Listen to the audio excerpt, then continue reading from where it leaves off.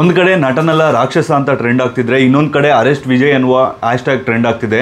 ನಮ್ಮ RCBಯಲ್ಲಿ ಏನು ಕಾಲು ತುಳಿತ ಆಗಿತ್ತೋ ಅದಕ್ಕೆ ಕ್ಲಿಯರ್ ಯಾರು ಹೊಣೆಗಾರಿಕೆ ಅಂದರೆ ಅದು ಸರ್ಕಾರ. ಅದು ಹೇಗೆ ಅಂತ ಹೇಳ್ತೀನಿ. ಇವಾಗ ಅದು ಪೊಲೀಸರು ಅಥವಾ RCB ಮ್ಯಾನೇಜ್ಮೆಂಟ್ ಅದೆಲ್ಲ ಕೂಡ ಸುಳ್ಳು. ಇವಾಗ ಅವರು ಒಂದು ವೀಡಿಯೋನ ಹಾಕಿದ್ರು. ಅವಾಗ ಯಾರು ಈ TVK ಪಾರ್ಟಿ ಅವರು ಫಸ್ಟು ಅವ್ರದ್ದು ಏನು ಮೀಟಿಂಗ್ ಆಗುತ್ತೋ ಅಂದರೆ ಒಂದು ಸರಿಸುಮಾರು 5 ರಿಂದ 10 ಲಕ್ಷ ಜನ ಸೇರಿರ್ತಾರೆ. ಸೊ 10 ಲಕ್ಷ ಜನ ಸೇರಿದ್ರು ಕೂಡ ನಮ್ಮದು ಒಂದೇ ಒಂದು ಕಾಲು ತುಳಿತ ಆಗಿಲ್ಲ. ಅಷ್ಟು ಚೆನ್ನಾಗಿ TVK ಪಾರ್ಟಿಯವರು ನಡೆಸ್ಕೊಟ್ಟಿದ್ದಾರೆ ಅಂತ.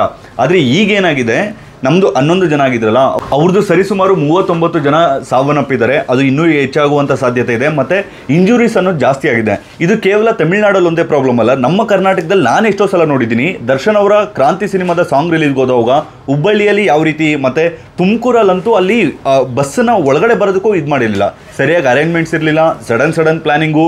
ಎಷ್ಟೋ ಜನ ಫ್ಯಾಮಿಲಿ ಅಂದರೆ ಹೆಣ್ಮಕ್ಳು ತುಳಿದು ಅಥವಾ ಆಂಟಿರು ಅಥವಾ ಅಂಕಲ್ಗಳಿಗೆಲ್ಲ ಕಾಲು ತುಳಿತ ಆಗಿ ಬ್ಲಡ್ ಎಲ್ಲ ಬಂದಿರೋದು ನಾನು ನನ್ನ ಕಣ್ಣಾರೆ ನೋಡಿದ್ದೀನಿ.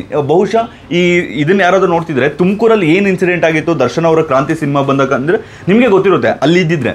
ಸೊ ಇದು ಯಾವುದು ಆಗಬಾರ್ದು ಅಂದರೆ ಮೇಯ್ನಾಗಿ ನಾವು ನೀವೆಲ್ಲ ಏನು ಕಲಿಬೋದು ಇದರಿಂದ. ಮತ್ತು ಇನ್ನೊಂದು ಮುಖ್ಯವಾಗಿ ಇವಾಗ ಏನು ವಿಜಯ್ ಅವ್ರದ್ದಾಗಿದೆಯೋ ಅದಕ್ಕೆ ಯಾರು ಹೊಣೆಗಾರಿಕೆ? ಒಂದು ವಿಜಯ್ ಅವರ ಪಾರ್ಟಿ TVKನ ಅಥವಾ ಅಲ್ಲಿ ಆಡಳಿತದಲ್ಲಿರುವಂಥ DMKನ? ಕೆಲವರು ಹೇಳೋ ಪ್ರಕಾರ DMK ಅವರೇ ಬೇಕು ಅಂತ ಇದನ್ನು ಮಾಡಿದ್ದಾರೆ ಅಂತ ಹೇಳ್ತಾರೆ.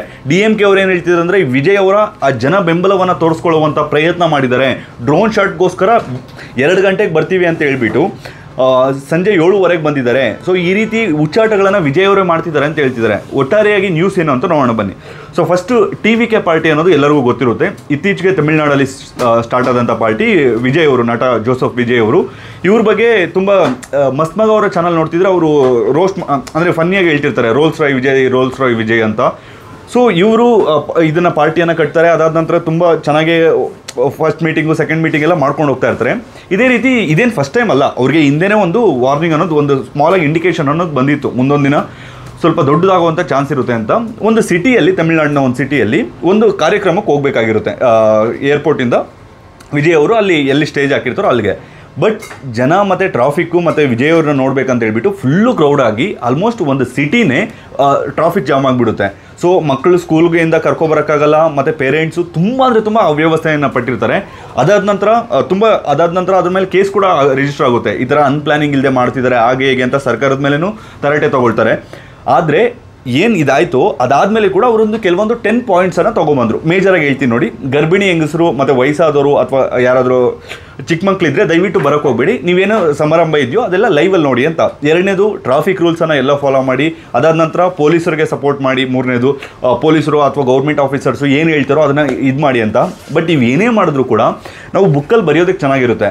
ಪ್ರಾಕ್ಟಿಕಲಾಗಿ ಅವ್ರು ಯಾರು ಕೂಡ ಫಾಲೋ ಮಾಡಿರಲಿಲ್ಲ. ಅದು ಏನಕ್ಕೆ ಇನ್ಸಿಡೆಂಟ್ ಆಯಿತು ಅಂದರೆ ಪೊಲೀಸರ ಹತ್ರ 10,000 ಜನಕ್ಕವರೆಗೂ ಪರ್ಮಿಷನ್ ತೊಗೊಂಡಿದ್ರು ಈ TVK ಪಾರ್ಟಿಯವರು.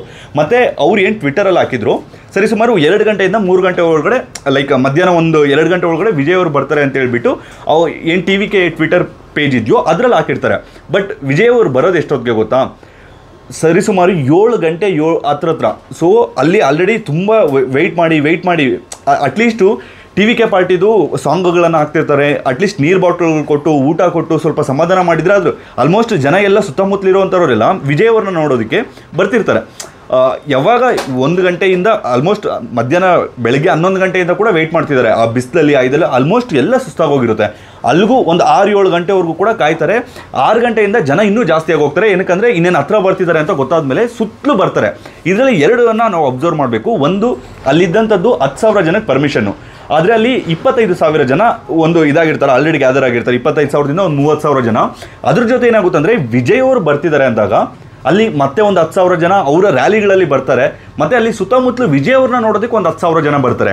ಸೊ ಇದೆಲ್ಲ ಅಟ್ ಎ ಟೈಮ್ ಆಗೋದ್ರೊಳಗಡೆ ಮತ್ತು ವಿಜಯ್ ಅವರ ಸ್ಪೀಚ್ ಸ್ಟಾರ್ಟ್ ಮಾಡ್ತಾರೆ. ಅಟ್ಲೀಸ್ಟ್ ಇಲ್ಲಿ ಪೊಲೀಸರಿಗೆ ಅಧಿಕಾರ ಇರುತ್ತೆ, ಇದನ್ನು ಕ್ಯಾನ್ಸಲ್ ಮಾಡ್ಬೋದಾಗಿತ್ತು. ಆದರೆ ಪೊಲೀಸರು ಯಾವುದೇ ಕಾರಣಕ್ಕೂ ಅದನ್ನು ಮಾಡೋದಿಲ್ಲ.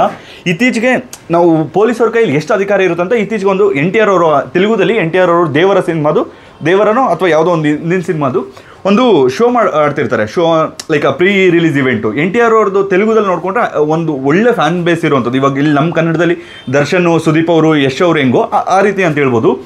ಸೊ ಅವ್ರ ಶೋಗೆ ಕಂಟ್ರೋಲ್ ಮಾಡೋಕ್ಕಾಗದೆ ಕ್ಯಾನ್ಸಲ್ ಮಾಡ್ತಾರೆ. ಅಟ್ಲೀಸ್ಟ್ ಇಲ್ಲಿ ವಿಜಯ್ ಅವರ ಟಿವಿಗೆ ಕೊರೂರಲ್ಲಿ ಏನು ಇನ್ಸಿಡೆಂಟ್ ಆಗಿದೆಯೋ ಅದನ್ನು ಕ್ಯಾನ್ಸಲ್ ಮಾಡಿದರೆ ಈ 39 ಜನರ ಪ್ರಾಣ ಅನ್ನೋದು ಉಳಿತಿತ್ತು. ಸೊ ಅದನ್ನು ಕ್ಯಾನ್ಸಲ್ ಮಾಡಲ್ಲ ಪೊಲೀಸರು. ಅದಾದ್ಮೇಲೆ ಒಂದು ಆಲ್ರೆಡಿ 25,000 ಜನ ಇದ್ದಾರೆ, ಇನ್ನೊಂದು 10,000 ಜನ ರ್ಯಾಲಿಯಲ್ಲಿ ಬಂದಿದ್ದಾರೆ, ಇನ್ನೊಂದು 10,000 ಜನ ನುಗ್ಗಲು ಆಲ್ರೆಡಿ ಸ್ಟಾರ್ಟ್ ಆಗಿರುತ್ತೆ. ಸೊ ಈ ಟೈಮ್ಗೆ ಏನಾಗುತ್ತೆ ಅಂದರೆ ವಿಜಯ್ ಅವರು ಸ್ಪೀಚ್ ಸ್ಟಾರ್ಟ್ ಮಾಡ್ಕೊಳ್ತಾರೆ.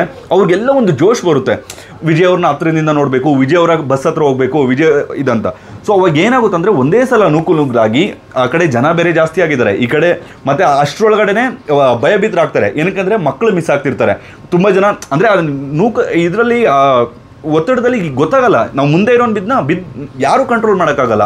ನಾನು ಹೇಳಿದ್ನಲ್ಲ ಒಂದು ಎಕ್ಸಾಂಪಲ್ ಕೊಟ್ಟು, ತುಮಕೂರಲ್ಲಿ ದರ್ಶನ್ ಅವರ ಕ್ರಾಂತಿ ಸಿನಿಮಾದ ಸಾಂಗ್ ರಿಲೀಸ್ ಮಾಡೋಕ್ಕೆ ಯಾರಾದರೂ ಬಂದಿದ್ದರೆ ಅವ್ರಿಗೆ ಎಕ್ಸ್ಪೀರಿಯನ್ಸ್ ಇರುತ್ತೆ ಇದು. ಅದೇ ಅಂತಲ್ಲ, ಮೊನ್ನೆ RCBಯಲ್ಲೂ ಆಗಿರುತ್ತೆ. ಸೊ ಒಂದ್ಸಲ ನೀವು ಅದ್ರೊಳಗಡೆ ಹೋಗಿದ್ದೀರಾ ಅಂದರೆ ಆಚೆ ಬರೋದಕ್ಕೆ ಆಗೋದೇ ಇಲ್ಲ. ನೀವು ಕಂಪ್ಲೀಟ್ ಇದರಲ್ಲಿ ನಿಂತ್ಕೋಬೇಕಷ್ಟೇ ಧೈರ್ಯದಿಂದ.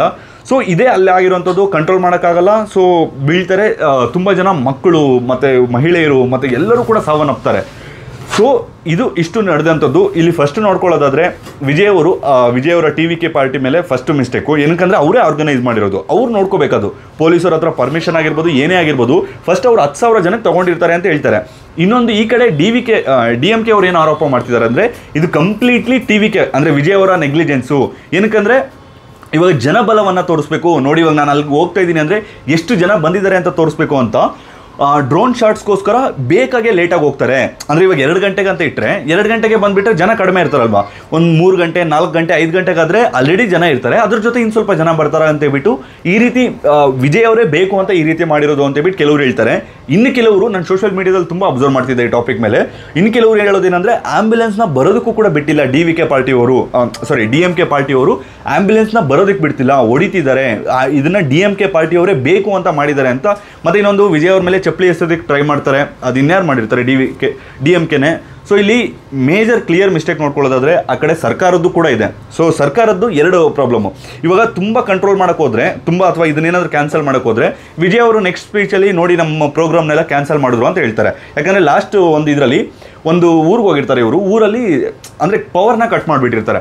ಸೊ ಅದನ್ನು ಇವರೊಂದು ನೆಕ್ಸ್ಟ್ ಸ್ಪೀಚಲ್ಲಿ ಹೇಳ್ತಾರೆ, ಯಾಕೆ ನಾವು ಅಂದರೆ ಭಯನ, ಅದೇ RSS ಅಥವಾ BJP ಅವ್ರು ಬಂದಿದ್ರೆ ನೀವು ಹಿಂಗೆ ಪವರ್ ಕಟ್ ಮಾಡ್ತಿದ್ರಾ, ಫುಲ್ಲು ಸಿಸ್ಟಮೇ ಶೇಕ್ ಆಗ್ತಾಯಿತ್ತಲ್ಲ, ಅವ್ರು ಬಂದಿದ್ದಾಗ ಕಟ್ ಮಾಡಿದರೆ ನಾವು ನಿಮ್ಮ ಮೇಲೆ ಯಾಕೆ ಈ ರೀತಿ ತಾರತಮ್ಯ ಅಂತ ಹೇಳ್ಬಿಟ್ಟು ಮಾಡಿರ್ತಾರೆ. ಸೊ ಅದಕ್ಕೆ ಮೇ ಬಿ DMK ಅವರು ಫುಲ್ಲು ಫ್ರೀ ಬಿಟ್ಟಿರ್ಬೋದೇನೋ. ಬಟ್ ಆ ಕಡೆ DMK ಅವ್ರದ್ದು ಮಿಸ್ಟೇಕ್ ಇದೆ. ಈಗ ಸದ್ಯಕ್ಕೆ 10 ಲಕ್ಷ ರೂಪಾಯಿಯನ್ನು ಪರಿಹಾರವನ್ನು ಘೋಷಣೆ ಮಾಡಿದ್ದಾರೆ. ಈ ಕಡೆ TVK ಅವ್ರದ್ದು ಕೂಡ ಕ್ಲಿಯರ್ ಮಿಸ್ಟೇಕ್ ಇದೆ. ಯಾಕಂದರೆ ಏನೇ ಇದಾದರೂ ಕೂಡ ಫಸ್ಟ್ ಯಾರು ಆರ್ಗನೈಸ್ ಮಾಡಿದ್ದೋ ಅವರೇ. ಸದ್ಯಕ್ಕೆ ವಿಜಯ್ ಅವರು 2 ರೀಸನಿಂದ ತುಂಬ ದೂರ ಇದ್ದಾರೆ. ಒಂದು, ಇದೆಲ್ಲ ಏನಾಗಿದೆಯೋ ಸೊ ಆನ್ಸರ್ ಮಾಡೋಕ್ಕಾಗದೆ ಅಥವಾ ನಂದೇ ಮಿಸ್ಟೇಕ್ ಅಂತ ಒಪ್ಕೊಳ್ಳೋಕ್ಕಾಗದೆ ದೂರ ಇರೋದು.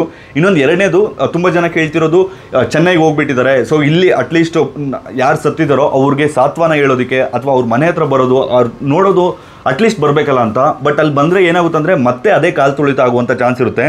ಇವಾಗ ವಿಜಯ್ ಅವರು ಈ ಥರ ಒಂದು ಹಾಸ್ಪಿಟ್ಲಿಗೆ ಬಂದಿದ್ದಾರೆ ಅಂದರೆ ಆ ದುಃಖದಿಂದ ಅವ್ರ ಫ್ಯಾನ್ಸು ಮತ್ತೆ ಅದೇ ಹಾಸ್ಪಿಟ್ಲ್ ಹತ್ರ ಬಂದು ಮತ್ತೆ ಕಾಲು ತುಳಿತ ಆಗುವಂಥ ಚಾನ್ಸ್ ಇರುತ್ತೆ ಅಂತ ಹೇಳ್ಬಿಟ್ಟು ಗೊತ್ತಿಲ್ಲ. ಒಟ್ಟಿನಲ್ಲಿ ವಿಜಯ್ ಅವ್ರನ್ನ ಈಗ ಅರೆಸ್ಟ್ ಮಾಡಬೇಕು ಅಂತ ತುಂಬ ಆಲ್ ಓವರ್ ಇಂಡಿಯಾದಲ್ಲಿ ಒಂದು ಹ್ಯಾಶ್ಟ್ಯಾಗ್ ಶುರುವಾಗಿದೆ. ಸೊ ಇದರಿಂದ ನೀವು ಕಲಿಬೇಕಾಗಿರೋದೇನೆಂದರೆ, ಫಸ್ಟ್ ಥಿಂಗ್, ಎಲ್ಲದಕ್ಕಿಂತ ಮುಖ್ಯ ನಾವು ಮತ್ತು ನಮ್ಮ ಪೇರೆಂಟ್ಸು ಅಥವಾ ನಮ್ಮ ಕುಟುಂಬ ಅನ್ನೋದು. ನೋಡಿ, ಸಿನಿಮಾದ ಥರ ನೋಡಿ, ಕ್ರಿಕೆಟ್ ಥರ ನೋಡಿ. ಮತ್ತು RCBದು ಇದೇನಿದೆಯೋ ಕಾಲು ತುಳಿತ, ಅದಕ್ಕೆ ಯಾರು ಕ್ಲಿಯರ್ ಇದೆ ಅಂತ ಹೇಳಿದ್ರೆ ಕ್ಲಿಯರಾಗಿ ಅದು ಸರ್ಕಾರನೇ. ನೀವು ಅಲ್ಲಿ ಏನು ವಿಧಾನಸೌಧದಲ್ಲಿ ಇದು ನೋಡಿರ್ತೀರೋ ಅಲ್ಲಿ ಯಾರು ಇರ್ತಾರೆ ವಿಧಾನಸೌಧ, ಅಟ್ಲೀಸ್ಟ್ ಅದೊಂದು ಕರೆದ್ಬಿಟ್ಟು ಅವಮಾನ ಮಾಡಿ ಕಳ್ಸೋದು ಅಂತಾರಲ್ಲ, ಅಂಥ ಒಂದು ಪ್ರೋಗ್ರಾಮನ್ನು ನಮ್ಮ ಸರ್ಕಾರದವ್ರು ಮಾಡಿದರು. ನೋಡಿ, ವಿರಾಟ್ ಕೊಹ್ಲಿ ಅವ್ರನ್ನ ಮೀಟ್ ಆಗೋದಕ್ಕೆ ಅಥವಾ ಅವ್ರನ್ನ ಮಾತಾಡ್ಸೋದಕ್ಕೆ ಎಷ್ಟೋ ದೇಶದ ಪ್ರೆಸಿಡೆಂಟು, ಪ್ರೈಮ್ ಮಿನಿಸ್ಟರ್ಗಳು ವೇಟ್ ಮಾಡ್ತಾರೆ.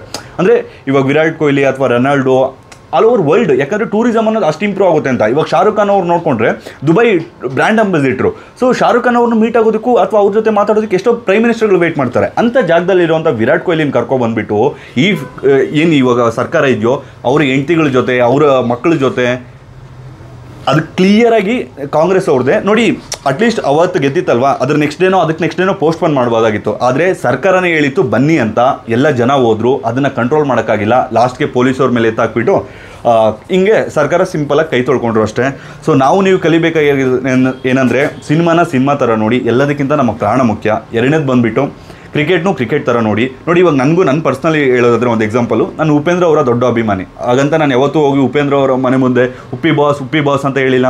ಉಪೇಂದ್ರ ಅವ್ರದ್ದು ಯಾವುದು ಚೆನ್ನಾಗಿರುತ್ತೋ ಸಿನಿಮಾ ಅವ್ರದ್ದನ್ನು ನಾನು ತೊಗೊಳ್ತೀನಿ, ಅವರಿಂದ ವಿಚಾರಗಳನ್ನು ಕಲ್ತ್ಕೊಳ್ತೀನಿ. ಅದು ಬಿಟ್ಟು ಹೋಗ್ಬಿಟ್ಟು ಉಪೇಂದ್ರ ಅವ್ರ ಸಿನಿಮಾಗೆ ಹಾಲಾಭಿಷೇಕ್ ಅದು ನನಗೆ ಹಂಗಂತ ನೀವು ಹಾಲಾಭಿಷೇಕ್ ಅಂತಲ್ಲ, ನೀವು ಏನೇ ಮಾಡಿ ನಿಮ್ಮ ಪರ್ಸ್ನಲ್ ಅಂದರೆ ನಿಮ್ಮ ಸೇಫ್ಟಿಯನ್ನು ನೀವು ನೋಡ್ಕೊಳ್ಳಿ ಅಷ್ಟೇ. ಸೊ ಇನ್ನು ಮುಂದೆ ಪೇರೆಂಟ್ಸು ಕೂಡ ಯಾವುದಾದ್ರೂ ಈ ಥರ ಸೆಲೆಬ್ರೇಷನ್ಸ್ಗೆ ಅಥವಾ ಇದಕ್ಕೆ ಕಳ್ಸೋದಕ್ಕೆ ಮೊದಲು ಸ್ವಲ್ಪ ನೋಡ್ಕೊಳ್ಳಿ. ಮತ್ತು ಈ ವಿಡಿಯೋನ ತುಂಬ ಜನ ಏನಾದರೂ ಪೊಲೀಸವ್ರು ನೋಡ್ತಿದ್ರೆ ದಯವಿಟ್ಟು ಇನ್ನು ಮುಂದೆ ಈ ರೀತಿ ಇದಾಗದೆ ಅಲ್ಲೇನಾದರೂ ಕಂಟ್ರೋಲ್ ಮಾಡೋಕ್ಕಾಗಿಲ್ಲ ಅಂದರೆ ಇಮಿಡಿಯೇಟ್ ಕ್ಯಾನ್ಸಲ್ ಮಾಡಿ. ಯಾಕಂದರೆ ಇದೇ ರೀತಿ ಏನಾದರೂ ಮುಂದುವರಿತಿದ್ರೆ ನಮ್ಮ ಭಾರತದಲ್ಲಿ ತುಂಬ ಕಾಲು ತುಳಿತಗಳಾಗಿ ಇವಾಗ ನೋಡಿ ಆ 39 ಕುಟುಂಬದವ್ರಿಗೆ ಏನಂತ ಇವಾಗ ಯಾವುದೋ ಒಂದು ನಟ ನೋಡ್ಕೊಬರ್ತೀನಿ ಅಂತ ಓದೋನು ಮತ್ತೆ ರಿಟರ್ನ್ ಬಂದಿಲ್ಲ, ಒಂದು ಚಿಕ್ಕ ಪಾಪು ಕಾಲು ತುಳಿತದಲ್ಲಿ ಸತ್ತೋಗ್ತಿದೆ ಅಂದರೆ ಇದು ಕ್ಲಿಯರಾಗಿ ಅವ್ರ ಅರೇಂಜ್ಮೆಂಟ್ಸಲ್ಲೇ ಗೊತ್ತಾಗ್ತಿದೆ. ಸೊ ಇನ್ನು ಮುಂದೆ ಆದರೂ ನಾವು ನೀವೆಲ್ಲ ಬುದ್ಧಿ ಕಲಿಯೋಣ. ಸಿನಿಮಾನ ಮತ್ತು ಕ್ರಿಕೆಟ್ನ ಲೈಕ್ ಕ್ರೀಡೆ ಥರ ನೋಡೋಣ. ಯಾವುದನ್ನು ಕೂಡ ಇಲ್ಲಿ ದೇವ್ರ ಥರ ನೋಡೋದು ಬೇಡ. ಇವಾಗ ನಮ್ಮ ದೇವರು ಅಂತ ಈ ಉತ್ತರ ಕರ್ನಾಟಕದಲ್ಲಿ ಆಗಿತ್ತಲ್ಲ, ಯಾವುದೋ ಒಂದು ಸ್ವಾಮೀಜಿ ನನ್ನ ಕಾಲು ಧೂಳನ್ನು ಹಚ್ಕೊಂಡ್ರೆ ಏನಾಗುತ್ತೆ ಅಂತ. ಸೊ ಆ ಕಾಲು ಧೂಳು ಎತ್ಕೊಳ್ಳೋದಕ್ಕೆ ಹೋಗಿ ತುಂಬ ಜನ ಸಾವನ್ನಪ್ಪಿದ್ರು. ಸೊ ಅಂಥ ದೇಶದಲ್ಲಿ ಬದುಕ್ತಿದ್ದೀವಿ ನೋಡಿ. ಯಾವ ದೇವರು ಇರಲಿ ಯಾವ ಇದಿರಲಿ, ನಾವು ಚೆನ್ನಾಗಿದ್ದರೆ ಎಲ್ಲ. ಸೊ ನಾವು ಕಷ್ಟಪಟ್ಟರೆ ಎಲ್ಲ ಬರುತ್ತೆ. ಸೊ ದಯವಿಟ್ಟು ಇನ್ನು ಮುಂದೆ ಆದರೂ ಸಿನಿಮಾ ಥರ ನೋಡಿ, ಕ್ರೀಡೆ ಥರ ನೋಡಿ, ಯಾರನ್ನೂ ಕೂಡ ದೇವರನ್ನಾಗಿ ಮಾಡಬೇಡಿ. ಓಕೆನಾ? ಸೊ ಈ ವಿಡಿಯೋ ಇಷ್ಟ ಆದರೆ ಈ ವಿಡಿಯೋಗೊಂದು ಲೈಕ್ ಕೊಡಿ. ಆಲ್ಮೋಸ್ಟ್ ಎಲ್ಲ ಎಕ್ಸ್ಪ್ಲೈನ್ ಮಾಡಿದ್ದೀನಿ ಅಂದ್ಕೊಳ್ತೀನಿ. ಇನ್ನೂ ಏನಾದರೂ ಡೆವಲಪ್ಮೆಂಟ್ ಬಂತು ಅಂದರೆ ಇದ್ರ ಬಗ್ಗೆ ಮತ್ತೆ ಇನ್ನೊಂದು ವಿಡಿಯೋ ಮಾಡ್ತೀನಿ. ಸೊ ಏನಾದರೂ ಡೌಟ್ ಇತ್ತು ಅಂದರೆ ಈ ವಿಡಿಯೋದಲ್ಲಿ ಕಮೆಂಟ್ ಮಾಡಿ.